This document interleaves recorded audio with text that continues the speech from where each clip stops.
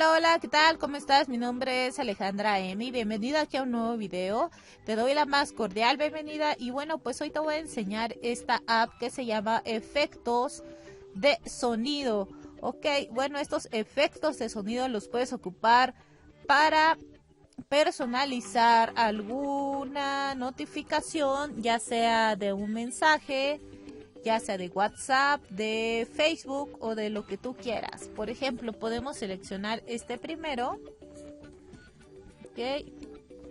Y bueno, pues por ahí al darle clic sostenido, lo podemos utilizar para todo de llamada, notificación, alarma o personas.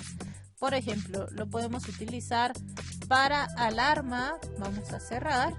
Y bueno, pues en el momento en el que tú quieras, pues va a sonar una... Ahí, por ejemplo. Ahí solo acuérdate de darle clic sostenido.